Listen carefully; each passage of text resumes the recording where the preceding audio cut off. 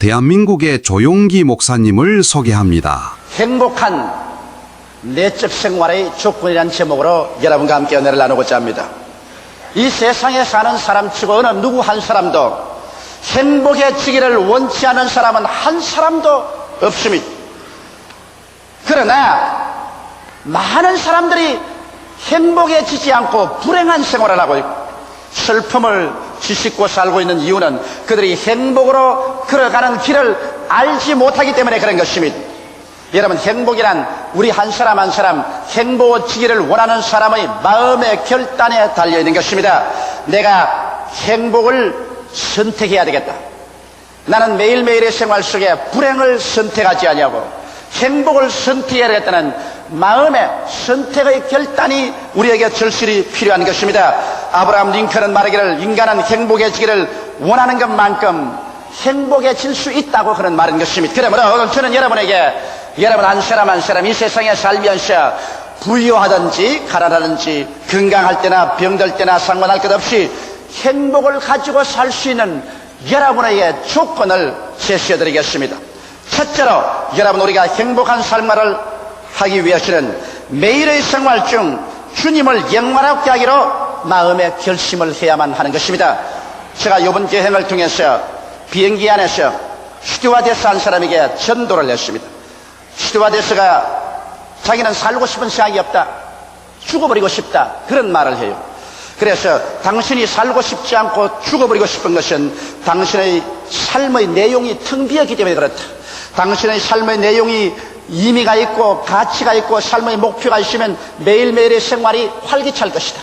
그런데 당신은 삶의 내용을 잃어버렸다. 그 내용이 무엇이 되어야 되겠는가?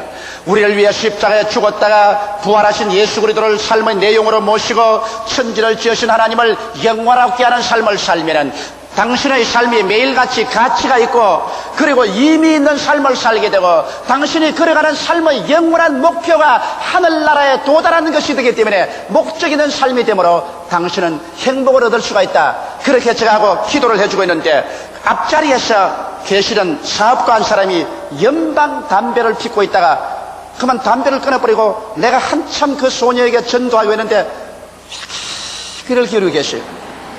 그래서 나는 못 본 채하고 전도를 계속했습니다. 다 하고 난 다음에 그 어른께서 저를 보시더면 제가 좀 말씀을 여쭈어도 괜찮습니까? 그럽니다. 그래서 내 옆자리에 모시고 그 어른의 말을 들었습니다. 나는 상당히 성공한 사람입니다. 나는 집도 있고 돈도 있고 사회적인 지위도 있고 명예도 있는 사람입니다만 그 뭔지 모르게 인생이 늘 시들하고 공허합니다. 삶에 이욕이 없습니다. 마음이 늘 괴롭습니다. 이거 왜 그럴까요? 그래서 또다시 나는 그 어른에게 그런 설명을 했습니다. 당신의 마음속이 공허하고 시들한 이유는 마음속이 텅 비어있기 때문인 것이다. 삶의 내용이 없기 때문에 그런 것이다. 아무리 잘 먹고 잘 입고 마시고 그 티를 근사하게 해도 속이 텅 비어있는 사람은 속에 허기증이 생긴 내용이 있어야 되는데 그 삶의 내용은 예수 그리스도밖에 없습니다. 예수를 믿으십시오. 그리고 하나님을 영광하게 하기 위해서 사십시오. 그러면 삶에 의미가 있고 가치가 있어지고 또 나의 영원한 삶의 목표가 하나님을 모시고 하나님을 만나러 천국에 가는 것이 삶의 목표가 될 때 동남풍이 불고 서북풍이 불어도 세월이 흘러가고 환경이 변해도 변치 않은 삶의 의미와 가치와 목적을 가지고 행복하게 살 수 있습니다. 그리고 제가 기도해 드릴 수가 있었습니다. 여러분, 오늘 여러분과 나의 삶이 아무리 거창스럽게 화려한 그 치레를 한다고 할지라도 속이 텅 비어 있으면 행복은 다가오지 않습니다. 여러분의 행복은 진실로 속이 가득 차야 됩니다. 삶의 가치로 가득 차야 되고 삶의 의미로 가득 차야 되고 삶의 목표가 있어야 여러분께서 어떠한 처지든지 인간의 자부심을 느낄 수 있게 되고 삶의 가치를 느끼게 되고 그리고 자존심을 갖게 되고 삶의 기쁨을 얻을 수가 있는 것입니다. 이 길은 하나님을 매일매일 영광하게 하기 위해서 사는 그 길밖에는 다른 길이 없는 것입니다. 둘째로 여러분께서 행복을 얻기 위해서는 매일 정한 시간 성경을 연구하고 기도해야만 되는 것입니다. 우리 사람들이 하루만 양식을 먹지 않아도 허기증이 생기고 이틀 사흘 굶으면은 그 다음엔 밥 생각밖에 나지 않고 신경질이 나는 것입니다. 이와 같이 여러분, 우리 사람은 육신의 양식만 먹고는 살 수가 없습니다. 사람은 영적인 양식, 마음의 양식을 먹어야 되는 것입니다. 영적으로 마음으로 굶주린 사람이 행복이 다가올 수가 있겠습니까? 믿음, 소망, 사랑, 기쁨, 평화가 마음속에 넘쳐날 수 있겠어요? 사랑과 희락과 화평과 오래 참음과 자비와 양성과 충성과 온유와 절제 같은 이러한 귀한 마음의 양식은 여러분 하나님의 말씀을 매일같이 먹어야 되는 것입니다. 우리가 삼시세 때 양식을 먹는 것처럼 우리도 매일같이 하나님의 말씀을 여러분 착실히 먹고 착실히 묵상해서 이 말씀이 여러분 가운데 충만하게 될 때 여러분은 내적인 허기증을 느끼지 아니하고 이 세상에 여러 가지 다가오는 시험과 환난을 이겨나갈 수 있는 내적인 힘을 얻을 수가 있는 것입니다. 믿음은 들음에서 나며 들음은 그리스도의 말씀으로 말미암기 때문에 말씀을 읽고 듣고 묵상하는 사람 속에 믿음이 충실하게 되는 것입니다. 또 나아가서 여러분 기도해야만 하는 것입니다.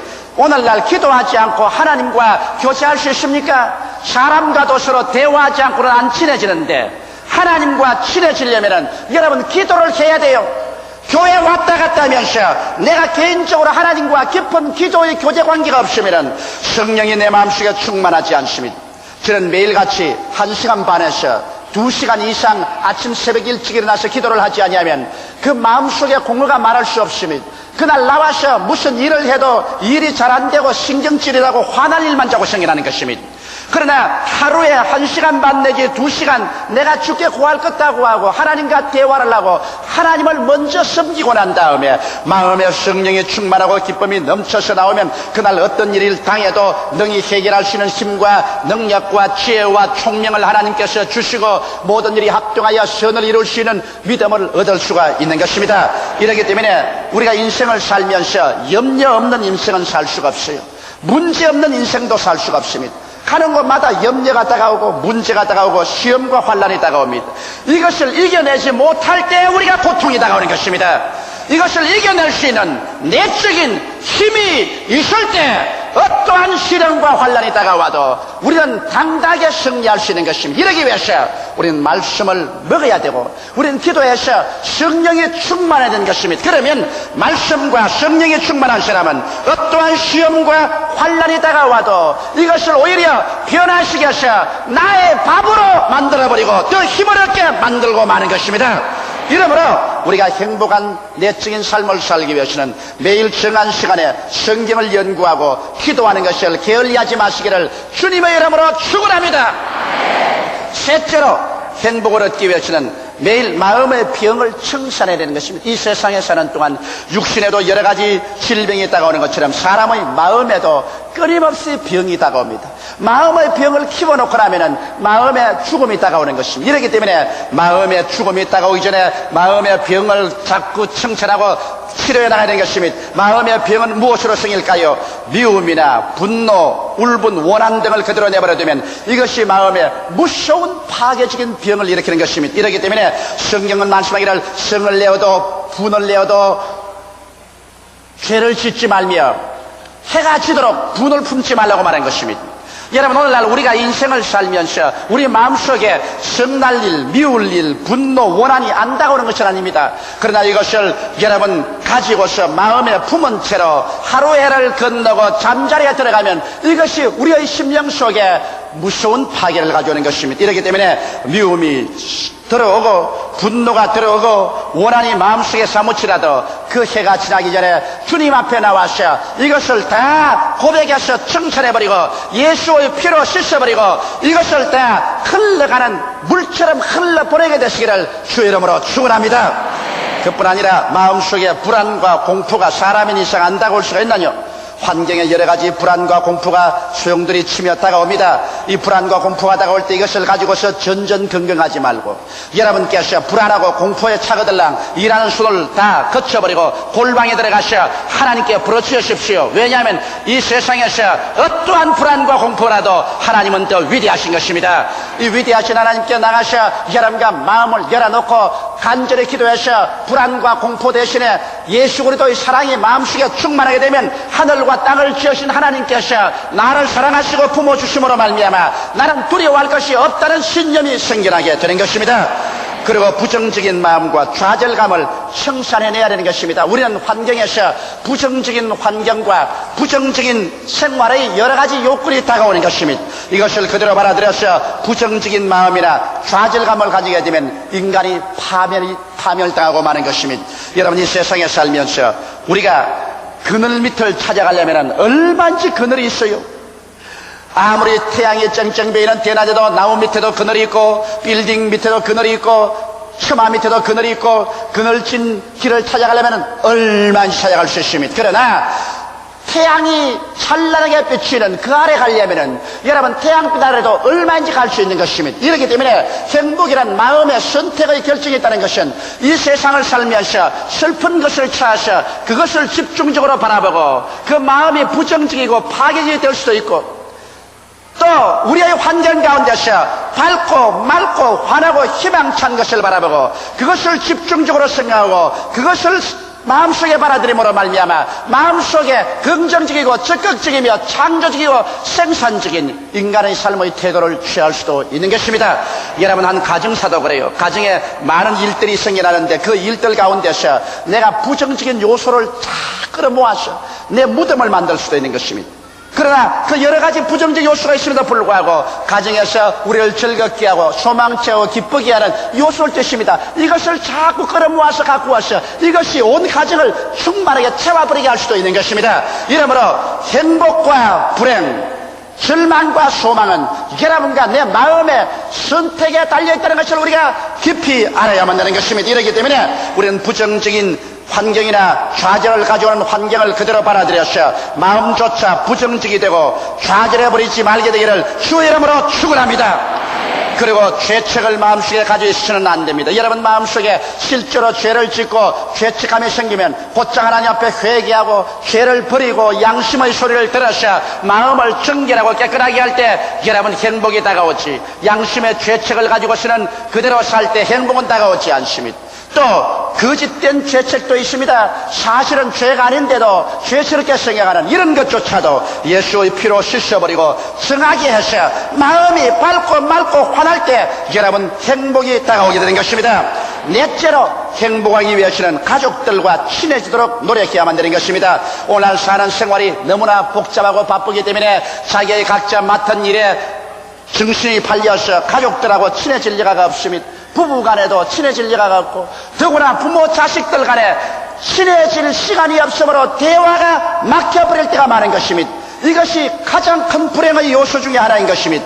여러분, 우리가 이 세상에서 애쓰고 힘써서 일하고 돈 벌고 하는 것이 모두 다 아름다운 가정을 이루어나가기 위한 것이 아니겠습니까? 이렇기 때문에 우리는 있는 힘을 다해서 시간을 내어서 어찌한지 부부와의 대화의 창구를 열어놓고, 부모와 자식 간의 대화의 창구를 열어놓고 조그마한 시간이라도 시간이 있으면 그것을 붙잡아서 가족들과 친해져야만 되는 것입니다. 그럴 때 가정에 따뜻한 화목이 돌기 시작하는 것입니다. 가장 깊은 마음의 대화도 가족 간에 이루어질 수 있고, 가장 따뜻한 사랑을 나눌 보금자리도 가정인 것입니다. 상처 입었을 때 그들을 받아주고, 오해받았을 때 이해를 해주고, 이 세상에서 고난당했을 때 그것을 따뜻하게 품어줄 수 있는 것은 가정과 가족밖에 없는 것입니다. 이러기 때문에 가정과 가족을 따뜻하게 보존해 놓지 못하면 치료받을 수 있는 처소를 잃어버리고 마는 것입니다. 이러기 때문에 여러분, 즐거움도 가족과 함께 즐거워해야 진짜로 즐겁지, 가족과 함께 즐거워하지 않으면 즐거움이 없습니다. 나는 옛날, 지금도 그렇지만 세계 여러 곳에 나가서 복음을 전가하다가 아주 아름다운 경치 같은 것을 보면 좋다 그런데 별로 안 좋아요. 마음에 어떤 생각이 하면 내 아내하고 같이 와서 보았으면 얼마나 좋을까, 그런 생각이 나요. 혼자 보지 말고 아내하고 같이 보면서 이것을 설명을 해주면 이것이 더 큰 행복의 플러스가 되지 않겠는가, 그런 생각이 마음속에 늘 났을 때가 있습니다. 맛있는 음식을 먹을 때 저는 이것을 우리 부모님에게 좀 갖다 드렸었으면 내가 더 맛있겠다, 이런 생각이 늘 마음속에 납니다. 좋은 것은 가족들끼리 서로 나누면 나눌수록 더 좋아진다는 것을 알게 되시기 바랍니다. 다섯째로 우리가 행복해지기 위해서는 매주일 주위의 성도들과 친교를 가져야만 되는 것입니다. 이 세상에 사람은 절의 고도에 자란 것처럼 혼자 살 수는 없는 것입니다. 사람은 사회적인 존재인 것입니다. 서로 교제하고 살아야 돼요. 이렇기 때문에 사람들은 서로 친면할 수 있는, 대화할 수 있는 사람의 상대가 있어야 되는 것입니다. 그래야 고독을 면할 수 있는 것입니다. 세상에서 가장 무서운 병이 여러분 고독입니다. 이렇기 때문에 사람들이 혼자 살 수 없는 이유가 다른 것이 아니라 경제적인 여건보다도 정신적인 고독을 사람이 견딜 수가 없다는 것입니다. 이러므로 사람은 서로 만나서 서로 대화하며로 말미암아 자아를 확립합니다. 내가 누군가는 서로 대화를 통해서 분명히 알 수 있는 것입니다. 내가 좋은 사람인가 나쁜 사람인가, 행복한 사람인가 불행한 사람인가, 의로운 사람인가 불의한 사람인가, 이런 것은 사람들과 대화를 해볼 때 내 자신을 확정할 수가 있는 것입니다. 그리고 서로 우리 예수 믿는 성도들은 교제함으로 말미암아 서로의 신앙에 불을 붙여주고 서로 모자라는 것을 도와줄 수가 있는 것입니다. 우리 교회에서는 이 때문에 구역 예배 여러분이 착실히 출석하기를 원하고 있는 것입니다. 교회 여러분 대예배는 이렇게 많은 사람이 한꺼번에 모여있기 때문에 숫자에 불과하지 서로 얼굴을 마주대는 그와 같은 마음과 마음의 대화가 이루어지지 않습니다.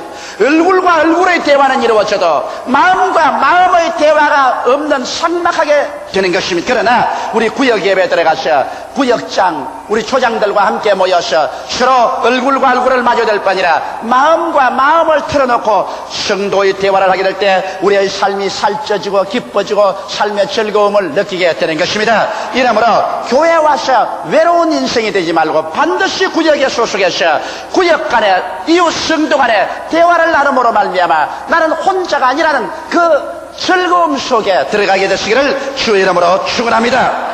여섯째로 여러분이 행복한 생활을 얻기 위해서는 취미 생활을 매주일 가져야 되는 것입니다. 사람들이라는 것은 이 세상에서 살면서 반드시 돈을 벌기 위한 목적으로만 일해서 살아가서는 안 되는 것입니다. 사람이 반드시 돈 벌기 위해서만 목적을 가지고서 안간 힘을 들이고 살면은 늘 그곳에 긴장이 쌓이고 쌓여서 얼마 전에 그 긴장이 터지는 날에는 걷잡을 수 없는 심적 육체적인 파멸을 가져오게 되는 것입니다. 이러므로 우리는 이 세상에 살면서 반드시 취미생활을 매주일 가져야 되는 것입니다. 이렇기 때문에 주님께서도 너희가 엿새 동안 부지런히 일하고 일회체는 하나님을 섬기고 일체의 모든 일을 쉬라고 말한 것입니다. 인간이란 아침부터 저녁까지 밤낮 일만 하도록 만들어지지 않으셨습니다.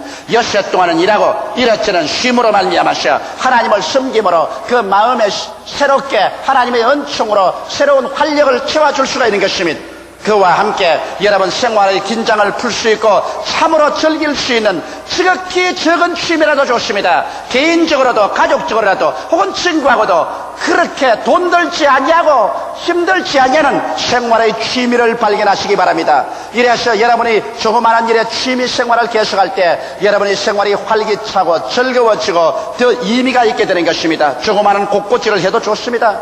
뜨개질을 해도 좋습니다. 산책을 해도 좋습니다. 그렇지 않으면 노래를 불러도 좋습니다.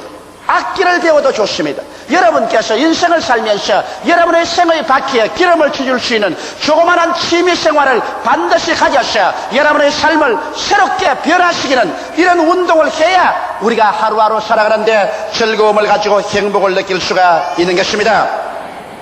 또 나아가서 이제 일곱째로 매주일 이웃을 위한 좋은 일 한 가지씩을 하고 살아야 되는 것입니다. 이 세상은 이기주의로 꽉 들어차 있는 것입니다. 여러분 탕자의 비유를 아시죠? 탕자가 아버지께 나와서 내게 속한 분깃을 내게 주소서 내게 주소서 give me give me give me 나만 생각하는 탕자. 그는 결국 자기의 속한 것을 다 끌어모아가지고서 사람들과 교제가 안 되고 먼 나라로 떠나가서 허랑방탕하고 마는 것입니다. 이기주의자는 언제나 자기 스스로의 욕망을 따라서 쾌락주의로 올라가고 허랑방탕해버리고 마는 것입니다. 허랑방탕한 결과로 어떻게 다가오는 것입니까? 정신적인 기근이 다가오고 육체적인 기근이 다가오고 생활의 기근이 다가와서 그는 나중에 돼지 소굴로까지 낮아져 버리고 마는 것입니다. 인간이 이기주의적이 되어서 자기만 잘 먹고 잘 입고 잘 살겠다고 말하면 전국에 가시는 그는 짐승의 우리 속에 전락하는 짐승과 같은 존재가 되어버리고 마는 것입니다.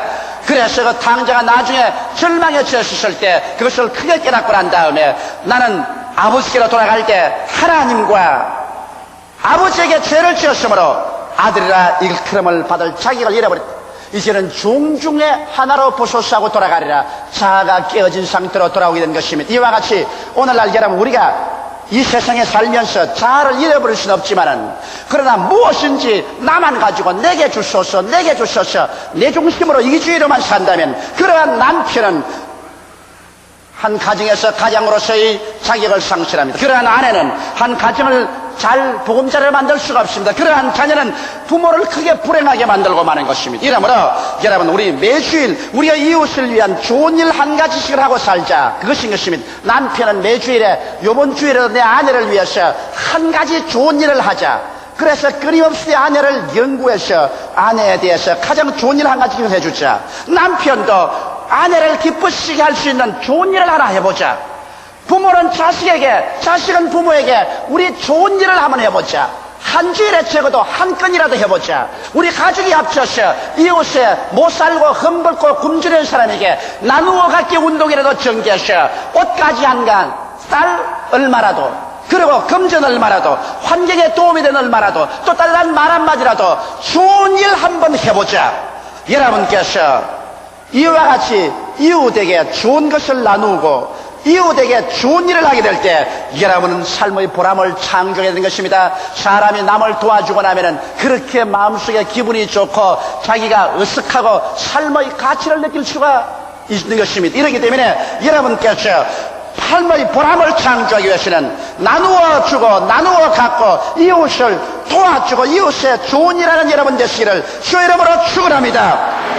우리가 이웃에 해줄 수 있는 가장 좋은 일이 예수 그리스도의 복음을 전개해 주는 일인 것입니다. 사람이 온 천하를 다 얻고도 자기 목숨 하나 잃으면 무엇이 유익하리요? 사람이 자기 목숨과 무엇과 바꾸겠냐고 말한 것입니다. 우리가 이웃 사람에게 해줄 수 있는 가장 위대한 일은 영원한 지옥불에 들어갈 사람을 영원한 생명길로 이끌어주는 전도의 말씀을 전달해주는 이것보다 더 크게 이웃에게 보람차고 좋은 일을 해주는 일이 없습니다. 이렇기 때문에 우리는 때를 어떤지 모르든지 우리는 전도해야 합니다.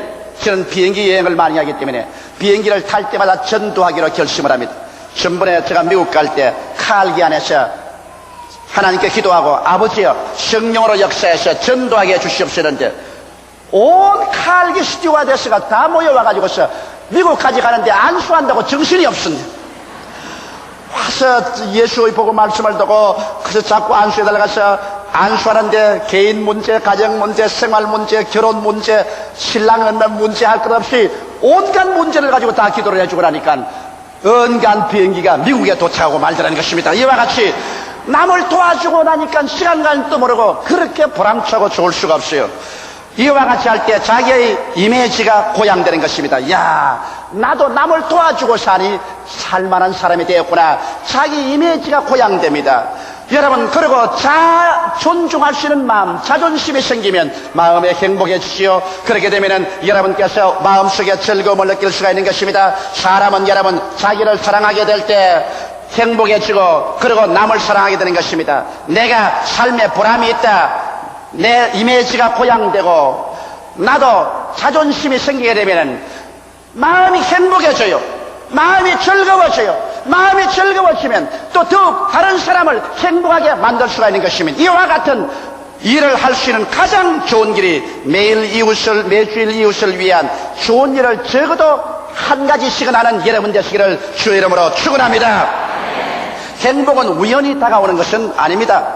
능동적으로 행복의 씨앗을 심어야 행복이 다가오는 것입니다. 여러분께서는 심고 거두는 법칙을 잘 아시지요? 성경은 말씀하기를 스스로 속이지 말라. 사람이 무엇으로 심든지 그대로 거두리라고 말씀하신 것입니다. 육체로 심으면 썩어질 것을 거두고 성령으로 심으면 영생으로 거두는 것입니다. 오늘 제가 여러분께 말씀한 7가지 조건으로서 우리가 행복의 조건으로 심어놓으면 여러분과 나에게 어찌할 수 없이 행복이 다가오는 것입니다. 첫째로 매일 생활 중 주님을 영원하게 하기로 결심해서 텅 빈 인생을 살지 말고 가득한 인생을 살자. 둘째, 매일 정한 시간 성경을 연구하고 기도함으로 말미암아 내적으로 굶주린 사람이 되지 말자. 셋째로 매일 마음의 병을 청산해서 마음이 죽음에 이르지 말게 하자.